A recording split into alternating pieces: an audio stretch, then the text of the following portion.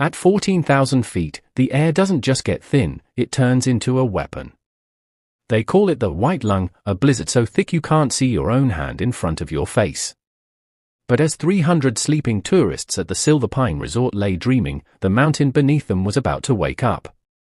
A tectonic shift, a silent crack in the ice, and a 500,000-ton wall of snow began its descent. The radar was dead. The radios were silent. But in the pitch-black darkness of a nearby shed, a pair of golden eyes snapped open. Kodiak, an abandoned Siberian Husky with a broken ear, felt the vibration in his bones 3 minutes before the first scream. Title: The 14,000-Foot Miracle, the Dog Who Stopped an Avalanche. Chapter 1: The Invisible Threat. At 14,000 feet, the atmosphere undergoes a terrifying transformation. The air becomes a thin, freezing razor that carves through human lungs, and the silence of the high peaks is heavy with the weight of ancient ice. They call this region Peak 404, a place where the mountain doesn't just tolerate visitors, it waits for them to make a mistake. Below the summit sits the Silver Pine Resort, a glass and steel sanctuary housing 300 tourists who believe they are safe behind triple-paned windows. But safety on a mountain is an illusion.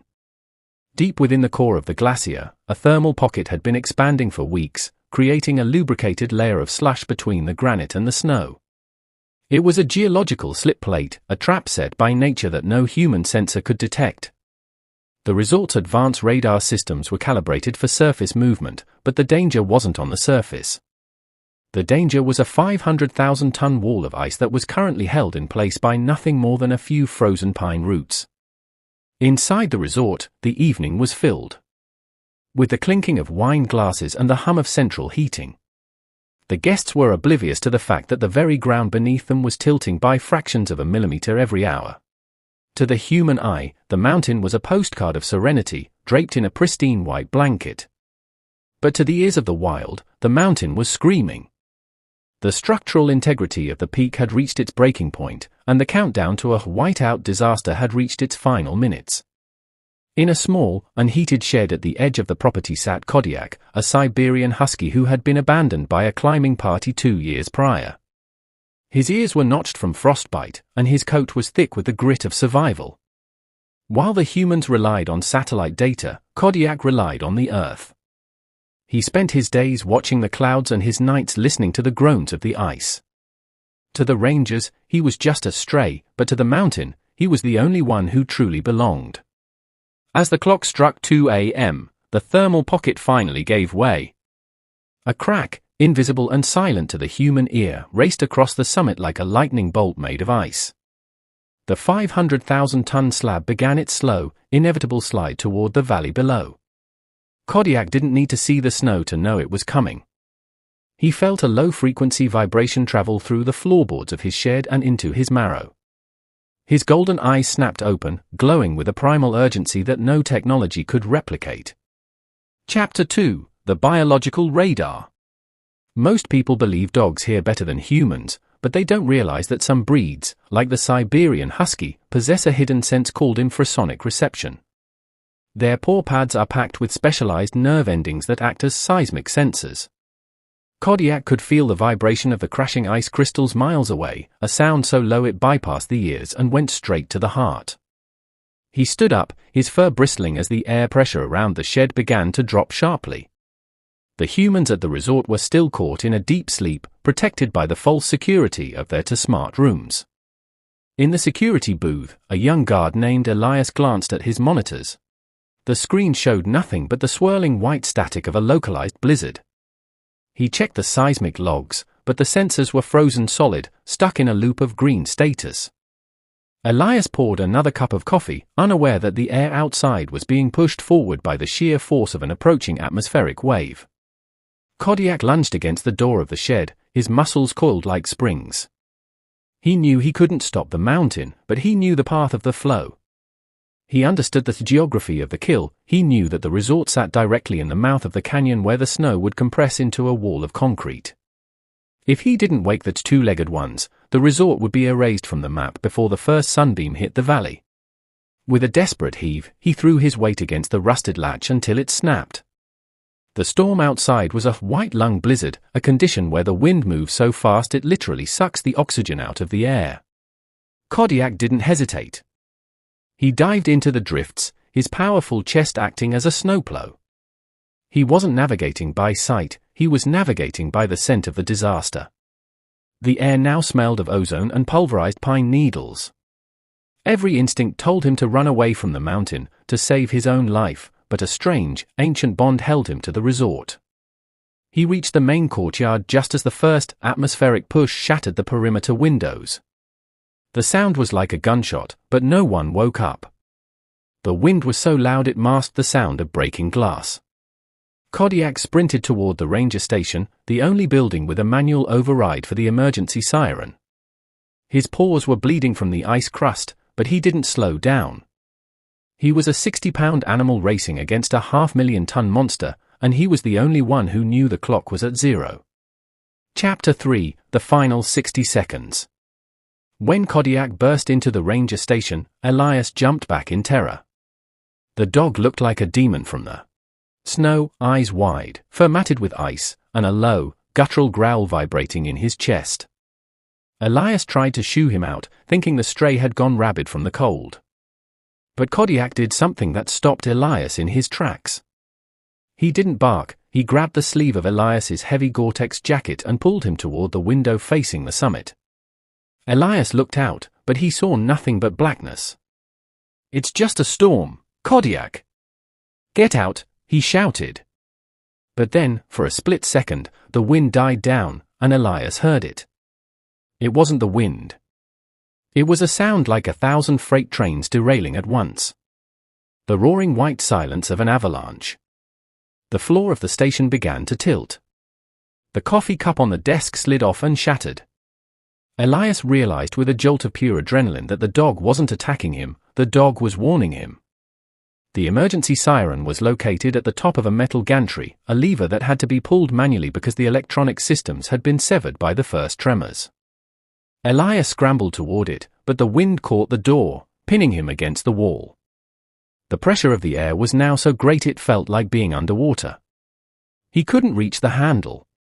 He watched in horror as the first wave of trees at the edge of the forest was snapped like toothpicks by the advancing wall of snow. In that moment of human failure, Kodiak acted. The dog leaped over the control desk, using the height to reach the emergency cable. He didn't have hands to pull the lever, so he wrapped his jaws around the rusted steel cable and threw his entire body weight backward. The metal wire cut into his gums, but he didn't let go. He hung there, a furry anchor in the middle of a hurricane, until finally, the mechanism groaned and clicked. The story of the Guardian of Peak 400-foot spread like wildfire. The guests, millionaires, and celebrities among them, wanted to see the hero. But Kodiak wasn't interested in the cameras or the gourmet steaks they offered him. As soon as the sun hit the snow, he stood up, gave a single, stiff shake of his fur, and looked toward the high peaks. His job was done. The bond between the stray and the mountain had been fulfilled. Today, if you visit the rebuilt Silver Pine Resort, you won't see a statue of the architect or the owner. Instead, in the center of the courtyard, stands a bronze statue of a husky with a notched ear, his paws planted firmly on a piece of granite. He is looking toward the summit, a permanent reminder that in the face of nature's fury, the most advanced technology is no match for the heart of a loyal friend. Kodiak proved that some heroes don't need a name, they just need to listen. Chapter 5: The Silent Witness. In the weeks following the disaster, scientists from around the world descended on Peak 404. They brought seismic monitors, laser mapping drones, and thermal imaging cameras to understand how 500,000 tons of snow had moved with such surgical violence. They combed through the digital logs of the resort security system, looking for the glitch that had caused the sensors to fail. What they found, however, was something far more chilling than a computer error. The data showed that the sensors hadn't failed, they had been overwhelmed. The vibrations from the shifting glacier had been so intense that the machine simply couldn't process the data, resulting in a system freeze. But when they analyzed the audio recordings from the shed where Kodiak had been staying, they discovered a sound that defied explanation. It was a low-frequency hum, a song of the earth that the dog had been responding to for hours before the slide. The recordings captured Kodiak pacing in perfect synchronization with the mountain's internal fractures. While the humans were celebrating in the dining hall, the dog was literally mapping the disaster with his feet. Experts in animal behavior were baffled. How could a domestic dog, even one as hardy as a husky, possess a tactical understanding of fluid dynamics and geological pressure? The answer was something science couldn't quantify: a genetic memory of survival. Elias, now the head ranger, kept the broken cable from the emergency siren in a glass case. He looked at it every day, marveling at the strength it took for an animal to hold that line against a hurricane. He knew that if Kodiak had let go for even a second, the siren would have cut out, and the evacuation would have stopped. The dog hadn't just acted on instinct, he had acted with a sense of duty that many humans lack. The resort was eventually cleared of the packed ice, revealing the true scale of the miracle. In the spots where people had been sleeping just minutes before the impact, the snow was 10 feet deep and as hard as stone. No one would have survived. The realization settled over the valley like a heavy fog. They weren't just lucky, they were chosen. They had been protected by a shadow in the snow, a creature that asked for nothing and gave everything. Chapter 6, The Legacy of the Broken Ear.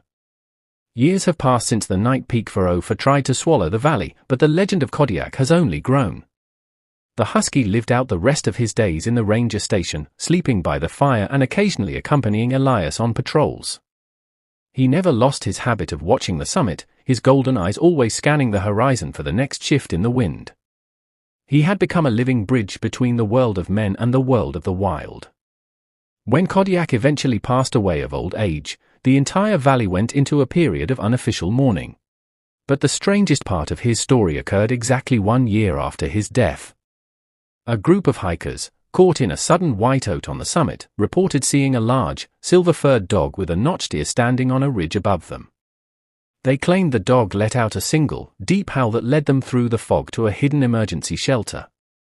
Some call it a ghost story, while others call it a mountain myth. But the rangers at Peak Pharaoh take it seriously. They now maintain a Kodiak fund, which provides food and medical care for every stray animal found in the mountain range. They believe that by honoring the stray, they are honoring the spirit of the mountain itself. The white lung blizzard still come, and the ice still groans, but there is a sense of peace in the valley that wasn't there before. The bronze statue in the courtyard has become a place of pilgrimage for animal lovers. People leave small stones and dog treats at its base, a tribute to the guardian who listened. They look up at the mountain and realize that technology is a tool, but intuition is a gift. The 14,000-foot miracle wasn't just about surviving an avalanche, it was about the silent, unbreakable contract between a dog and the humans he chose to save. As the sun sets over Peak Pharaoh, the shadow of the statue stretches across the courtyard, pointing toward the summit. The mountain is quiet for now, its fury resting beneath a fresh coat of powder. But those who live there know that if the ground ever begins to hum again, they won't look at their monitors. They will look to the shadows, listening for the sound of a silent guardian who once stood his ground against 500,000 tons of ice, and one technology told them they were safe. A dog told them they were dying. Who would you have believed? If this story moved you, please hit that like button, it helps these stories reach more animal lovers. The question of the day: do you believe animals have a sixth sense for danger? Or was Kodiak just a 1 in a million miracle? Share your thoughts in the comments, I love reading your theories. Subscribe and turn on all notifications to join our community of storytellers. Your support keeps these legends alive. See you in the next epic story.